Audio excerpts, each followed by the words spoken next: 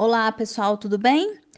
Antes de passarmos para o próximo tópico do nosso estudo, eu quero deixar aqui para vocês algumas críticas que são feitas a essa teoria geracional, principalmente por André de Carvalho Ramos.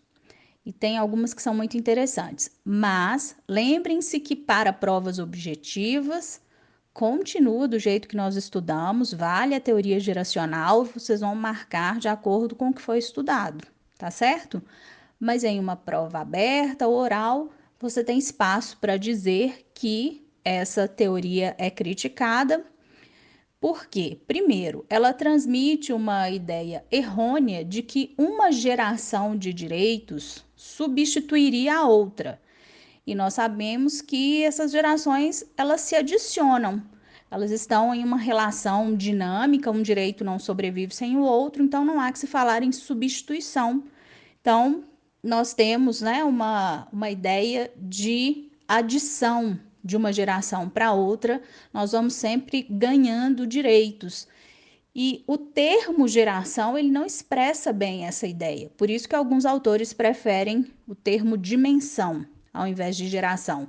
Um carro, por exemplo, quando sai uma geração nova, significa que a anterior foi ultrapassada. Essa ideia é errada em termos de direitos. Mas não adiantaria só substituir geração por dimensão. Por quê? Vejam que interessante isso. Quando nós falamos em primeira geração, segunda geração, o que nós trazemos? Uma ideia de evolução histórica, né? Temporal. Então, no nosso estudo, nós falamos que os direitos de primeira geração, os direitos de liberdade, são do século XVIII. Mas isso só vale no âmbito dos direitos fundamentais, se olharmos a Constituição. Por quê?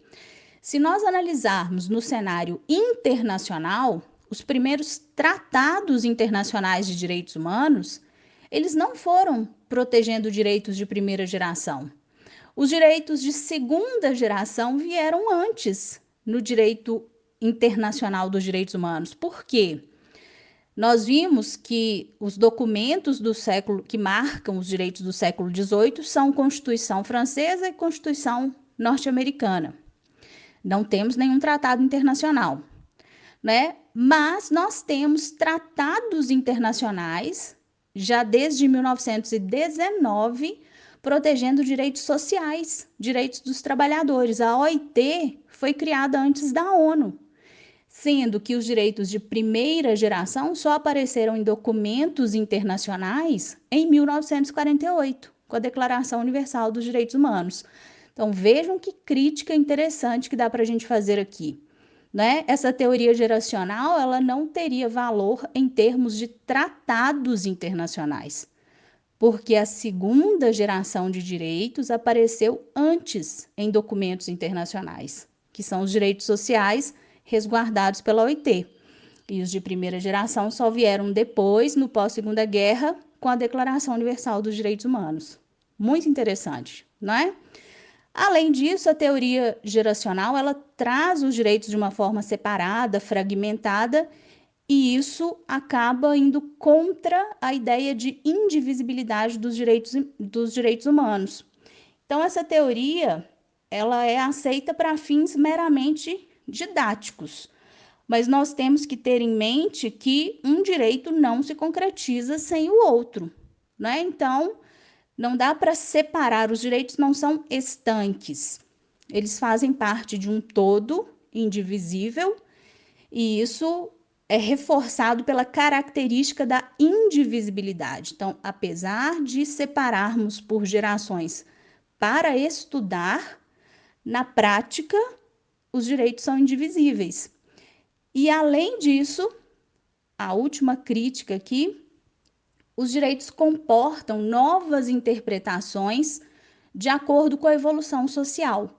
Então, não dá para dizer que o direito à vida, por exemplo, que é um direito de primeira geração, é garantido sem depender de uma atitude positiva ou de políticas públicas do Estado. Como é que eu vou garantir o direito à vida? E aqui eu estou pensando, não é em qualquer vida, é uma vida digna.